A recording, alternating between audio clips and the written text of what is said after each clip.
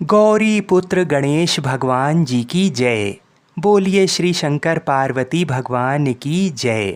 बोलिए श्री जगन्नाथ स्वामी जी की जय। जय श्री कृष्णा, राधे राधे।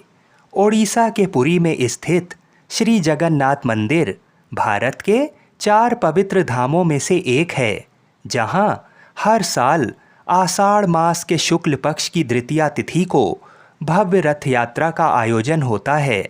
हिंदू धर्म में श्री जगन्नाथ रथ यात्रा का बहुत अधिक महत्व है। श्री जगन्नाथ मंदिर में भगवान जगन्नाथ जी विराजमान हैं। भगवान श्री जगन्नाथ जी भ्राता बलभद्र जी और बहन सुभद्रा जी के साथ विराजमान हैं। भगवान श्री जगन्नाथ जी श्री हरि विष्णु जी के अवतार श्री कृष्ण का ही रूप हैं। जगन्नाथ जी की मूर्ति में आज भी भगवान श्री कृष्ण जी का हृदय विराजमान है। जगन्नाथ का अर्थ होता है जगत के नाथ। तो आज मैं आपको सुना रहा हूँ श्री जगन्नाथ जी की बड़ी ही दुर्लभ कथाएं। इन कथाओं को बड़ी ही श्रद्धा और प्रसन्न चित मन से पूरा अवश्य सुनिएगा। इन कथाओं को सुनने से मनुष्यों के सभी पाप और संकट कट जाते हैं तथा समस्त मनोकामनाओं की पूर्ति होती है। किंतु एक बात का विशेष ध्यान रखिएगा, आधी अधूरी कथाओं को सुनने से पूर्ण फल प्राप्त नहीं होता है। एक बार भगवान श्री कृष्ण जी सो रहे थे और निद्रा अवस्था में उनके मुख से राधा जी का नाम निकला। पटरानियों को लगा कि वह प्रभु की इतनी सेवा करती हैं, परंतु प्रभु सबसे ज़्यादा राधा जी का ही स्मरण करते रहते हैं। रुक्मणी जी एवं अन्य रानियों ने रोहिणी जी से राधा रानी व श्री कृष्ण के प्रेम व ब्रज लीलाओं का वर्णन करने की प्रार्थना की। माता ने कहा, सुनाने की हामी तो भर दी, लेकिन ये भी कहा कि श्री कृष्ण व बलराम को इसकी भनक ना मिले। तय हुआ कि सभी रानियों को रोहिणी जी एक गुप्त स्थान पर कथा सुनाएंगी, वहाँ कोई और ना आए। इसके लिए सुभद्रा जी को पहरा देने के लिए मना लिया गया। सुभद्रा जी को आदेश हुआ कि स्वयं श्री कृष्ण या बलराम भी आएं तो उन्हें भी अंदर ना आने देना। माता ने कथा सुनानी आरंभ की। सुभद्रा द्वार पर तैनात थीं। थोड़ी देर में श्री कृष्ण एवं बलराम वहां आ पहुँचे। सुभद्रा जी ने अंदर आने से उन्हें रोक लिया। इससे भगवान श्री कृष्ण जी को कुछ संदेह हुआ। वह बाहर से ही अपनी सूक्ष्म शक्ति द्वारा अंदर की माता द्वारा वर्णित ब्रज लीलाओं को आनंद लेकर सुनने लगें। बलराम जी भी कथा का आनंद लेने लगे। कथा सुनते सुनते श्री कृष्ण, बलराम व सुभद्रा के हृदय में ब्रज के प्रति अद्भुत प्रेम भाव उत्पन्न हुआ। उस भाव में उनके पैर हाथ सिकुड़ने लगे, जैसे बाल्यकाल में थे। तीनों राधा जी की कथा में ऐसे विभोर हुए कि मूर्ति के समान जड़ प्रतीत होने लगे। बड़े ध्यानपूर्वक देखने पर भी उनके हाथ पैर दिखाई नहीं देते थे। सुदर्शन ने भी द्रवित होकर लंबा रूप धारण कर लिया। उसी समय देव मुनि नारद वहां आ पहुँचे। भगवान के इस रूप को देखकर आश्चर्यचकित हो गए और निहारते रहें। कुछ समय बाद जब तंद्रा भंग हुई तो नारद जी ने प्रणाम करके भगवान श्री कृष्ण जी से कहा, हे प्रभु, मेरी इच्छा है कि मैंने आज जो रूप देखा है वह रूप आपके भक्त जनों को पृथ्वी लोक पर चिरकाल तक देखने को मिले। आप इसी रूप में पृथ्वी पर वास करें। भगवान श्री कृष्ण नारद जी की बात से प्रसन्न हुए और उन्होंने कहा कि ऐसा ही होगा। कली काल में मैं इसी रूप में नीलांचल क्षेत्र में अपना स्वरूप प्रकट करूंगा। कलयुग आगमन के उपरांत प्रभु की प्रेरणा से मालव राज्य इंद्रदुम्न ने भगवान श्री कृष्ण, बलभद्र जी और बहन सुभद्रा जी की ऐसी ही प्रतिमा जगन्नाथ मंदिर में स्थापित कराई। राजा इंद्रदुम्न श्रेष्ठ प्रजापालक राजा थे। प्रजा उन्हें बहुत प्रेम करती थी। प्रजा सुखी और संतुष्ट भी थी। राजा के मन में इच्छा थी कि वह कुछ ऐसा करे जिससे सभी उन्हें स्मरण रखें। दैव योग से इंद्रदुम्न के मन में एक अज्ञात कामना प्रकट हुई कि वह ऐसा मंदिर का निर्माण कराएं जैसा दुनिया में कहीं और ना हो। इंद्रदुम्न विचारने लगे कि आखिर उनके मंदिर में किस देवता की मूर्ति स्थापित करें। राजा के मन में यही इच्छा और चिंतन चलने लगा। एक रात इसी पर गंभीर चिंतन करते करते वो सो गए। नींद में राजा ने एक सपना देखा। सपने में उन्हें एक देववाणी सुनाई पड़ी।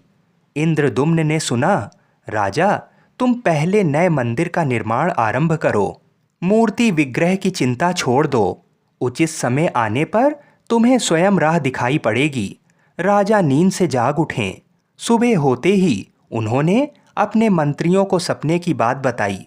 राजा पुरोहित के सुझाव पर शुभ मुहूर्त में पूर्वी समुद्र तट पर एक विशाल मंदिर के निर्माण का निश्चय हुआ। वैदिक मंत्रोच्चार के साथ राज पुरोहित के सुझाव पर शुभ मुहूर्त में पूर्वी समुद्र तट पर एक विशाल मंदिर के निर्माण का निश्चय हुआ। वैदिक मंत्रोच्चार के साथ मंदिर निर्माण का श्री गणेश हुआ। राजा इंद्रदुम्न के मंदिर बनवाने की सूचना शिल्पियों और कारीगरों को हुई। सभी इसमें योगदान देने पहुँचे। दिन रात मंदिर के निर्माण में जुट गए। कुछ ही वर्षों में मंदिर बनकर तैयार हुआ। सागर तट पर एक विशाल मंदिर का निर्माण तो हो गया, परंतु मंदिर के भीतर भगवान की मूर्ति की समस्या जस की तस थी। राजा फिर से चिंतित होने लगे। एक दिन मंदिर के गर्भगृह में बैठकर इसी चिंतन में बैठे राजा की आंखों से आंसू निकल आए। राजा ने भगवान से विनती की, प्रभु, आपके किस स्वरूप को इस मंदिर में स्थापित करूं, इसकी चिंता से व्यग्र हूं। मार्ग दिखाइए प्रभु। आपने स्वप्न में जो संकेत दिया था उसे पूरा होने का समय कब आएगा? देव विग्रह विहीन मंदिर देख सब मुझ पर हंसेंगे। राजा की आंखों से आंसू झर रहे थे और वह प्रभु से प्रार्थना करते जा रहे थे, प्रभु, आपके आशीर्वाद से मेरा बड़ा सम्मान है। प्रजा समझेगी कि मैंने झूठ मूठ में स्वप्न में आपके आदेश की बात कहकर इतना बड़ा श्रम कराया। हे प्रभु, मार्ग दिखाइए। राजा दुखी मन से अपने महल में चले गए। उस रात को राजा ने फिर एक सपना देखा। सपने में उसे देववाणी सुनाई दी, राजन, यहाँ निकट में ही भगवान श्री कृष्ण का विग्रह रूप है। तुम उन्हें खोजने का प्रयास करो, तुम्हें दर्शन मिलेंगे। इंद्रदुम्न ने स्वप्न की बात पुनः पुरोहित और मंत्रियों को बताई।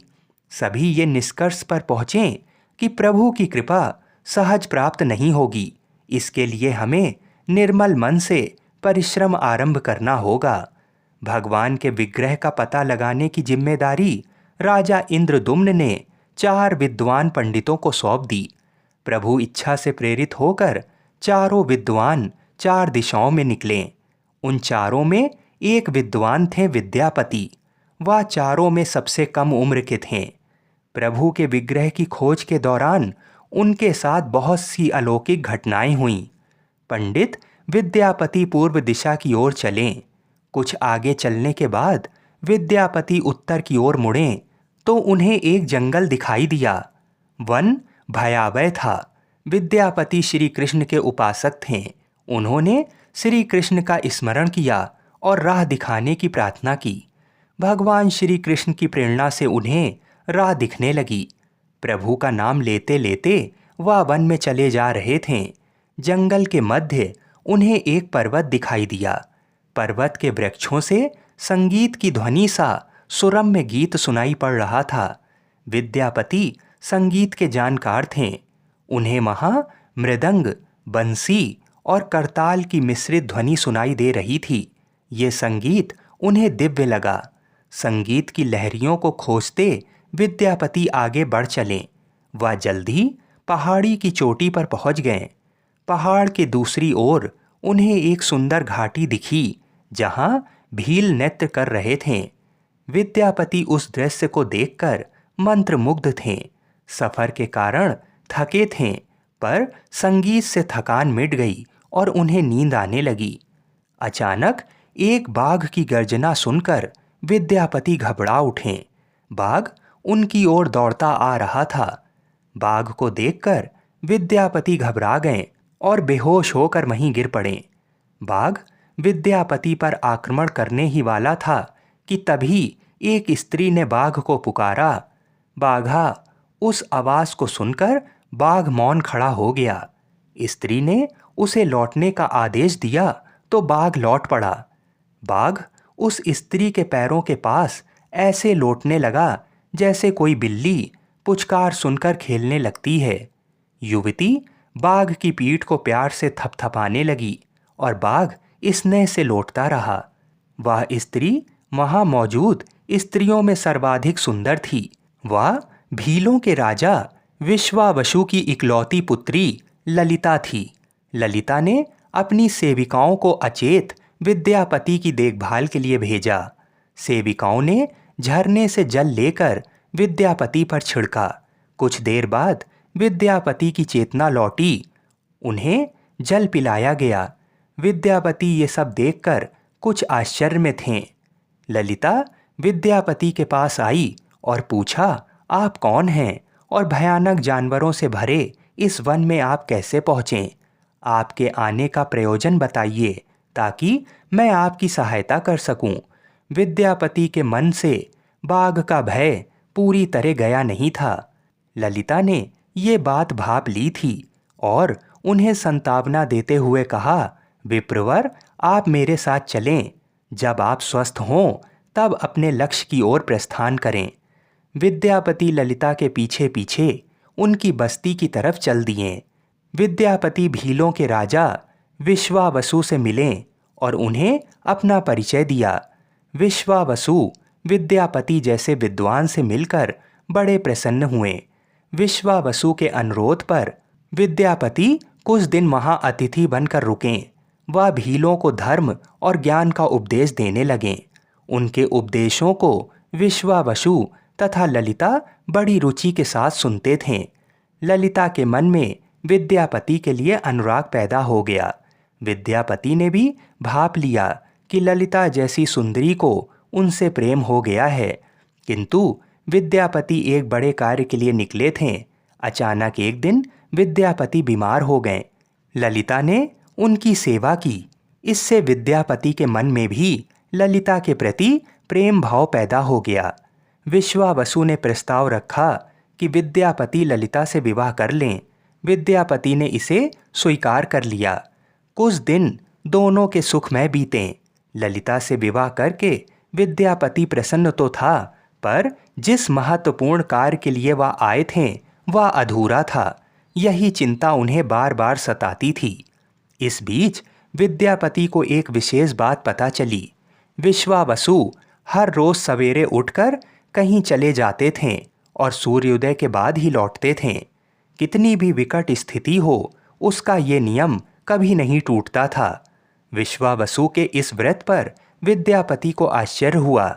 उनके मन में इस रहस्य को जानने की इच्छा हुई। आखिर विश्वावसु जाता कहाँ है?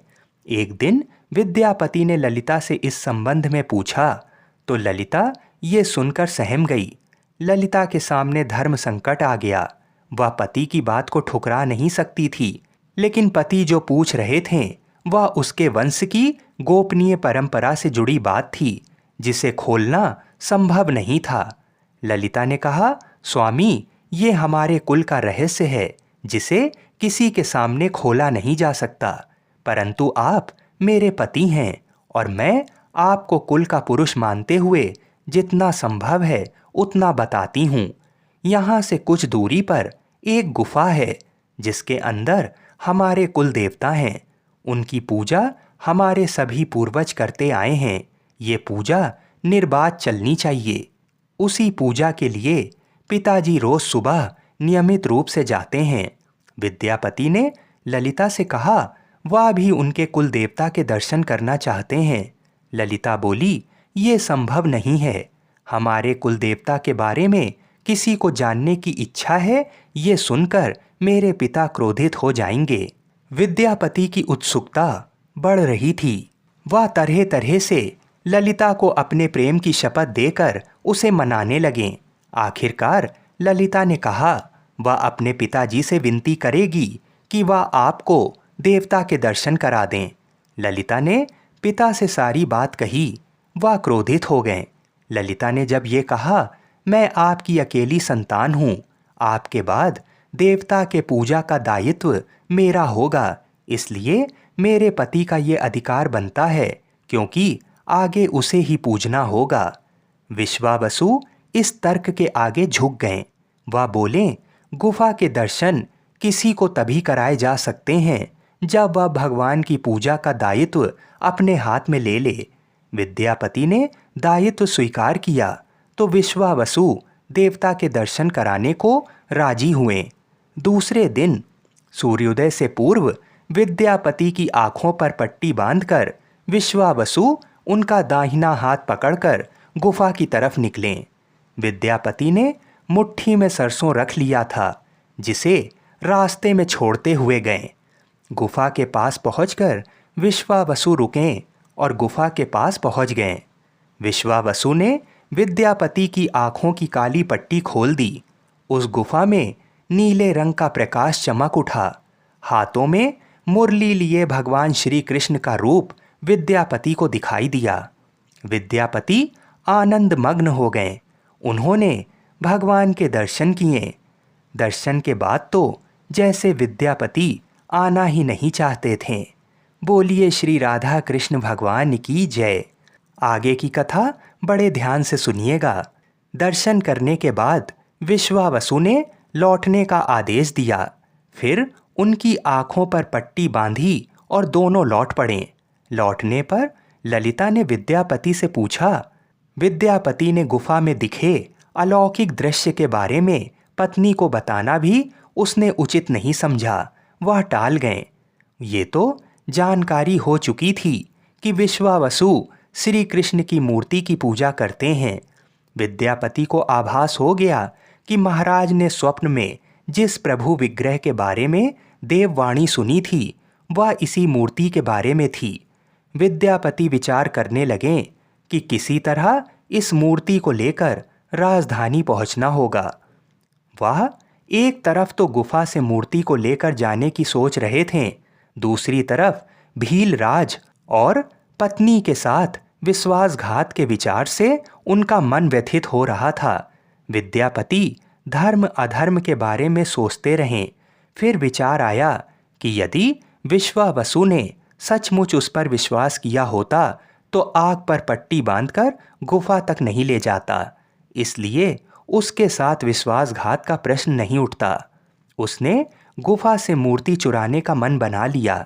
विद्यापति ने ललिता से कहा कि वह अपने माता पिता के दर्शन करने के लिए जाना चाहता है, वे उसे लेकर परेशान होंगे।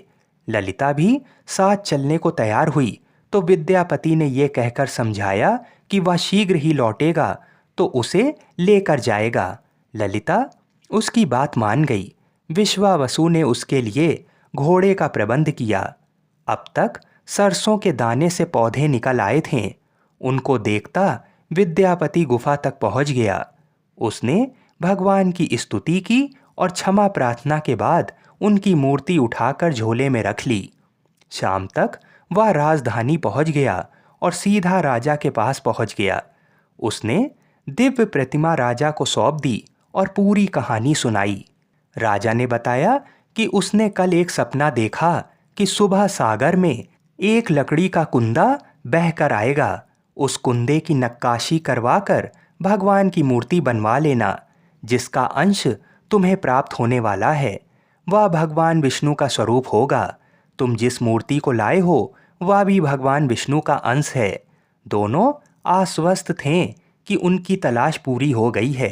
राजा ने कहा, जब भगवान द्वारा भेजी लकड़ी से हम इस प्रतिमा का बड़ा स्वरूप बनवा लेंगे, तब तुम अपने ससुर से मिलकर उन्हें मूर्ति वापस कर देना। उनके कुल देवता का इतना बड़ा विग्रह एक भव्य मंदिर में स्थापित देखकर उनकी खुशी ही होगी। दूसरे दिन सूर्योदय से पूर्व राजा विद्यापति तथा मंत्रियों को लेकर सागर तट पर पहुंचा। स्वप्न के अनुसार एक बड़ा लकड़ी का कुंदा पानी में बहकर आ रहा था। सभी उसे देखकर प्रसन्न हुए। 10 नावों पर बैठकर राजा के सेवक उस लकड़ी के कुंदे को खींचने लगे। मोटी मोटी रस्सियों से कुंदे को बांधकर खींचा जाने लगा, लेकिन लकड़ी का कुंदा टस से मस नहीं हुआ और लोग भेजे गए, लेकिन सैकड़ों लोग और नावों का प्रयोग करके भी कुंदे को हिलाया तक नहीं जा सका। राजा का मन उदास हो गया। सेनापति ने एक लंबी सेना कुंदे को खींचने के लिए भेज दी। सारे सागर में सैनिक ही सैनिक नजर आने लगे, लेकिन सभी मिलकर कुंदे को अपने स्थान से हिला तक ना सकें। सुबह से रात हो गई। राजा इंद्रदुम्न को भगवान की प्रेरणा से समझ में आने लगा कि आखिर प्रभु के विग्रह के लिए जो लकड़ी का कुंदा पानी में बहकर आया है वह हिलडुल भी क्यों नहीं रहा। अचानक राजा ने काम रोकने का आदेश दिया। उसने विद्यापति को अकेले में ले जाकर कहा, अब भगवान का विग्रह बन जाएगा, बस एक काम करना होगा। तुम जिस दिव्य मूर्ति को अपने साथ लाए हो उसको अब तक जो पूजा करता आया था उससे तुरंत भेंट करके क्षमा मांगनी होगी। बिना उसके स्पर्श किए ये कुंदा आगे नहीं बढ़ सकेगा। राजा इंद्रदुम्न और विद्यापति विश्वावसु से मिलने पहुँचे। राजा ने पर्वत की चोटी से जंगल को देखा तो उसकी सुंदरता को देखता ही रह गया। दोनों भीलों की बस्ती को ओर चुपचाप चलते रहें। इधर विश्वावसु अपनी नियमित दिनचर्या के हिसाब से गुफा में अपने कुल देवता की पूजा के लिए चले। वहाँ प्रभु की मूर्ति गायब देखी तो वह समझ गए कि उनके दामाद ने ही ये छल किया है। विश्वावसु लौटे और ललिता को सारी बात सुना दी। विश्वावसु घर के आंगन में पछाड़ खाकर गिर गए। ललिता अपने पति द्वारा किए गए विश्वासघात से दुखी थी और स्वयं को इसका कारण मान रही थी। पिता पुत्री दिन भर विलाप करते रहे। उन दोनों ने अन्न का एक दाना भी नहीं छुआ। अगली सुबह विश्वावसु उठे और सदा की तरह अपनी दिनचर्या का पालन करते हुए गुफा की तरफ बढ़ निकले। वह जानते थे कि प्रभु का विग्रह वहाँ नहीं है, फिर भी उनके पैर गुफा की ओर खींचे चले जाते थे।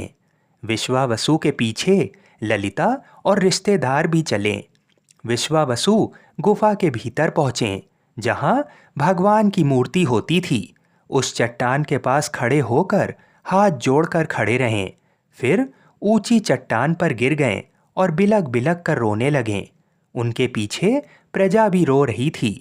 एक भील युवक भागता हुआ गुफा के पास आया और बताया कि उसने महाराज और उनके साथ विद्यापति को बस्ती की ओर से आते देखा है।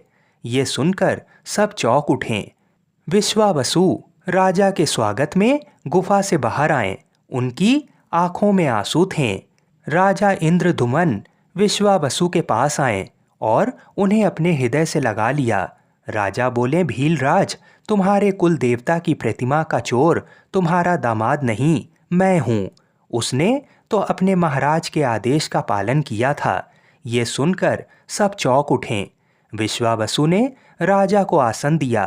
राजा ने उस विश्वावसु को शुरू से अंत तक पूरी बात बताकर कहा कि आखिर क्यों ये सब करना पड़ा। फिर राजा ने उनसे अपने स्वप्न और फिर जगन्नाथपुरी में सागर तट पर मंदिर निर्माण की बात कह सुनाई। राजा ने विश्वावसु से प्रार्थना की, भील सरदार विश्वावसु, कई पीढ़ियों से आपके वंश के लोग भगवान की मूर्ति को पूजते आए हैं। भगवान के उस विग्रह के दर्शन सभी को मिलें, इसके लिए आपकी सहायता चाहिए। ईश्वर द्वारा भेजे गए लकड़ी के कुंदे से बनी मूर्ति के भीतर हम इस दिव्य मूर्ति को सुरक्षित रखना चाहते हैं। अपने कुल की प्रतिमा को पुरी के मंदिर में स्थापित करने की अनुमति दो। उस कुंदे को तुम स्पर्श करोगे तभी वह हिलेगा। विश्वावसु राजी हो गए। राजा सपरिवार विश्वावसु को लेकर सागर तट पर पहुँचे। विश्वावसु ने कुंदे को छुआ। छूते ही कुंदा अपने आप तैरता हुआ किनारे पर आ गया। राजा के सेवकों ने उस कुंदे को राजमहल में पहुंचा दिया। अगले दिन मूर्तिकारों और शिल्पियों को राजा ने बुलाकर मंत्रणा की कि आखिर इस कुंदे से कौन सी देव मूर्ति बनाना शुभदायक होगा। मूर्तिकारों ने कह दिया कि वे पत्थर की मूर्तियां बनाना तो जानते हैं, लेकिन लकड़ी की मूर्ति बनाने का उन्हें ज्ञान नहीं है। एक नए विघ्न के पैदा होने से राजा फिर चिंतित हो गए। उसी समय वहाँ एक बूढ़ा आया। उसने राजा से कहा, इस मंदिर में आप भगवान श्री कृष्ण को उनके भाई बलभद्र तथा बहन सुभद्रा के साथ विराजमान करें। इस दैव योग का यही संकेत है। राजा को उस बूढ़े व्यक्ति की बात से सांत्वना तो मिली, लेकिन समस्या ये थी कि आखिर मूर्ति बने कैसे। उस बूढ़े ने कहा कि मैं इस कला में कुशल हूँ, मैं इस पवित्र कार्य को पूरा करूँगा और मूर्तियाँ बनाऊँगा, पर मेरी एक शर्त है। राजा प्रसन्न हो गए और उनकी शर्त पूछी। बूढ़े शिल्पी ने कहा, मैं भगवान की मूर्ति निर्माण का काम एकांत में करूँगा। मैं ये काम बंद कमरे में करूँगा। कार्य पूरा करने के बाद मैं स्वयं दरवाज़ा खोलकर बाहर आऊँगा। इस बीच कोई मुझे नहीं बुलाए। राजा सहमत तो थे, लेकिन उन्हें एक चिंता हुई और बोले, यदि कोई आपके पास नहीं आएगा तो ऐसी हालत में आपके खाने पीने की व्यवस्था कैसे होगी। शिल्पी ने कहा, जब तक मेरा काम पूर्ण नहीं होता मैं कुछ खाता पीता नहीं हूँ। राज मंदिर के एक विशाल कक्ष में उस बूढ़े शिल्पी ने स्वयं को 21 दिनों के लिए बंद कर लिया और काम शुरू कर दिया। भीतर से आवाज़ें आती थीं। महारानी गुंडिचा देवी दरवाजे से कान लगाकर अक्सर छेनी हथौड़े के चलने की आवाज़ें सुना करती थीं। महारानी रोज की तरह कमरे के दरवाजे से कान लगाए खड़ी थीं। 15 दिन बीते थे कि उन्हें कमरे से आवाज़ सुनाई पड़नी बंद हो गई। जब मूर्तिकार के काम करने की कोई आवाज़ ना मिली तो रानी चिंतित हो गईं। उन्हें लगा कि वृद्ध आदमी है, खाता पीता भी नहीं है, उसके साथ कुछ अनिष्ट ना हो गया हो। व्याकुल होकर रानी ने दरवाजे को धक्का देकर खोला और भीतर झांक कर देखा। महारानी गुंडिचा देवी ने इस तरह मूर्तिकार को दिया हुआ वचन भंग कर दिया था। मूर्तिकार अभी मूर्तियां बना रहा था, परंतु रानी को देखते ही वह अदृश्य हो गए। मूर्ति निर्माण का कार्य अभी तक पूरा नहीं हुआ था। हाथ पैर का निर्माण पूर्ण नहीं हुआ था। वृद्ध शिल्पकार के रूप में स्वयं देवताओं के शिल्पी भगवान विश्वकर्मा आए थे। उनके अदृश्य होते ही मूर्तियां अधूरी ही रह गईं। इस कारण आज भी ये मूर्तियां वैसी ही हैं। उन प्रतिमाओं को ही मंदिर में स्थापित कराया गया। कहते हैं विश्वावसु संभवतः उस जरा बहेलिये का वंशज था जिसने अनजाने में भगवान श्री कृष्ण जी को बाण मारा था। विश्वावसु शायद कृष्ण के पवित्र अवशेषों की पूजा करता था। ये अवशेष मूर्तियों में छुपा कर रखे गए थे। विद्यापति और ललिता के वंशज जिन्हें दैत्यपति कहते हैं, उनका परिवार ही यहाँ अब तक पूजा करता है। बोलिए श्री जगन्नाथ भगवान जी की जय। बोलिए सुभद्रा माता की जय। बोलिए बलभद्र भगवान की जय।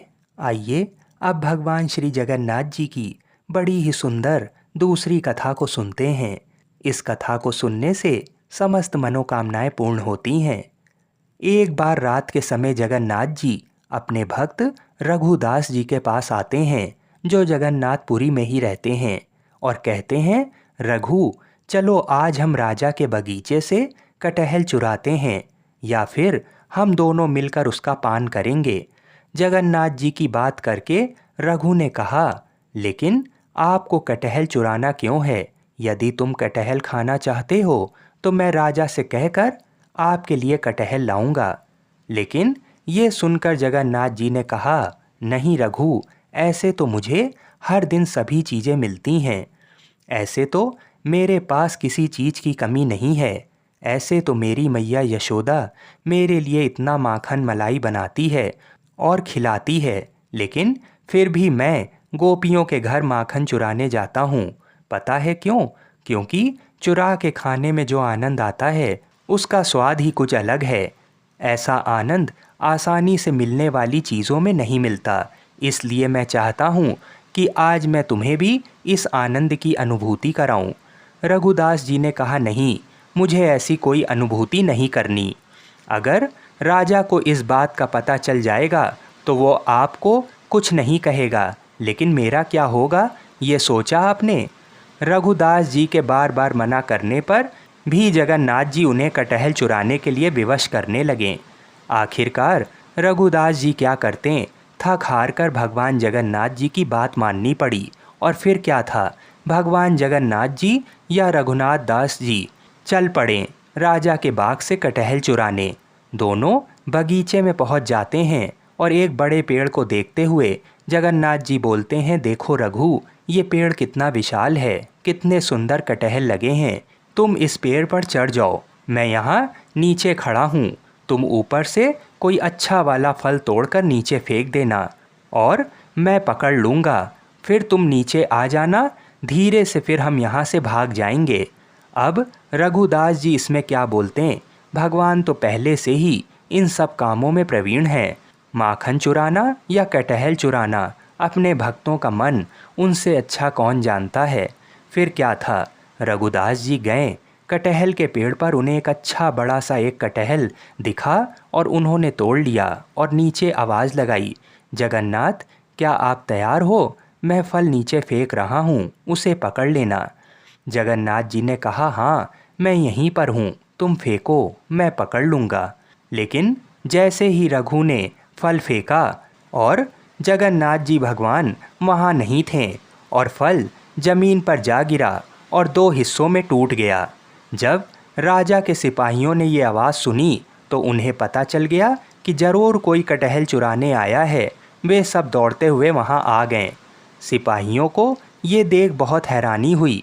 उन्होंने देखा एक बड़ा फल नीचे गिरा पड़ा है और रघुदास जी ऊपर बैठे हैं। सिपाहियों ने तुरंत जाकर राजा को कहा कि आपके बगीचे में आज रघुदास कटहल का फल चुराने आए हैं और अभी भी वो पेड़ पर बैठे हैं।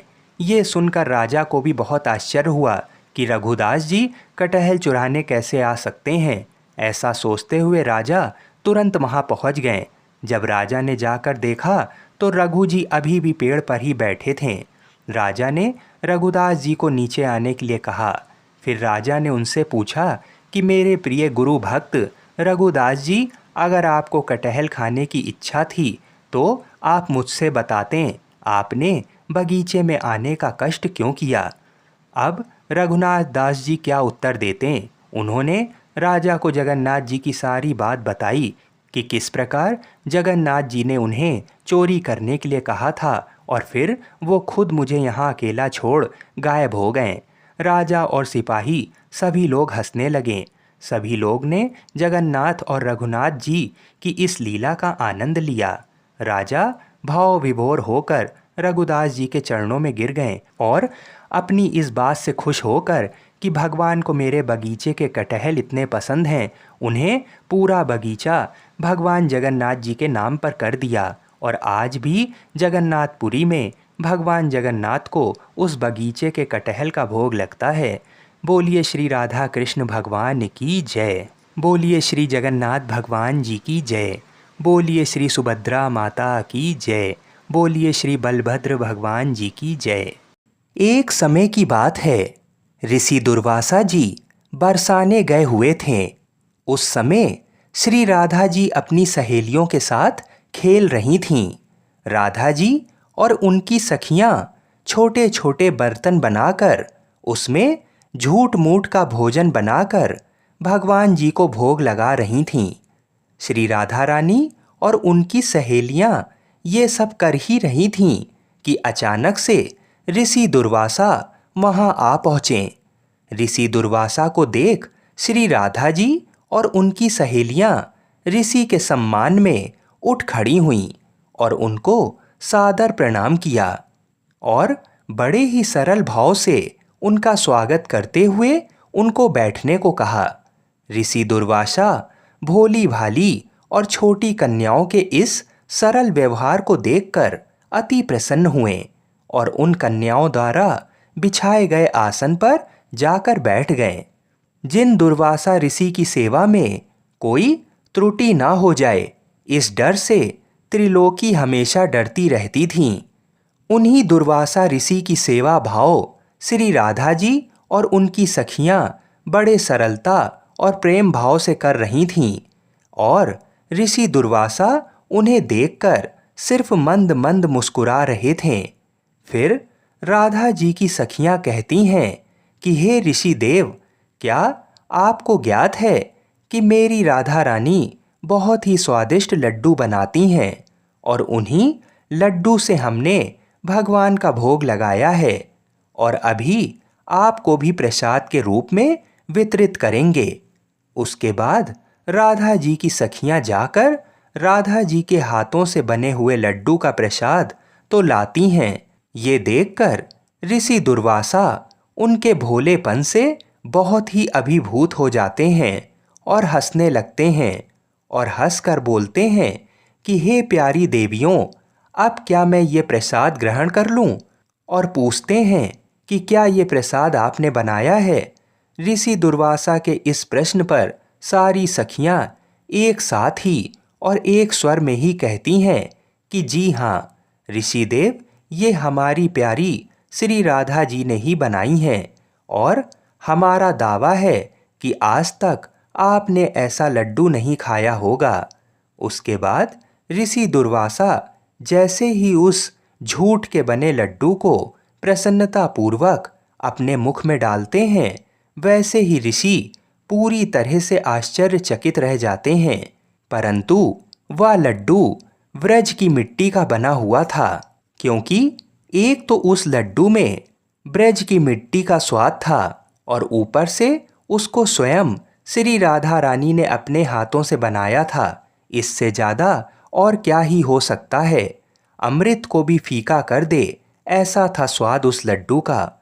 वो लड्डू खाकर ऋषि दुर्वासा की आंखों में खुशी के आंसू भर आए और उसके बाद अत्यंत प्रसन्न होकर श्री राधा जी को अपने पास बुलाते हैं और बड़े ही प्रेम से उनके सिर पर अपना हाथ फेरते हुए और आशीर्वाद देते हुए कहा कि बेटी राधा, आज से तुम अमृत हस्ता हुई, मतलब अमृत बनाने वाले हाथ। जो भी तुम्हारे हाथ से बना हुआ भोजन या कोई भी पकवान खाएगा वह दीर्घायु वाला और हमेशा विजयी होगा। ऋषि दुर्वासा जी धन्य हैं जिनके आशीर्वाद ने श्री कृष्ण और राधा रानी की अत्यंत मनमोहक लीला के लिए एक मार्ग दिखाया। इसीलिए जिस स्थान पर भगवान श्री कृष्ण जी का भोग तैयार होता है उसे श्री राधा जी की रसोई कहा जाता है। इसी कारण से भगवान श्री कृष्ण जी बिना राधा रानी के कोई भी भोग ग्रहण नहीं करते हैं। भगवान श्री कृष्ण जी के लिए जो भी भोग बनता है वो स्वयं श्री राधा रानी ही बनाती हैं। बिना उनकी आज्ञा के कोई भी भोग भगवान श्री कृष्ण जी तक नहीं पहुंचता है। बोलिए श्री राधा रानी की जय। बोलिए श्री बरसाने वाली की जय।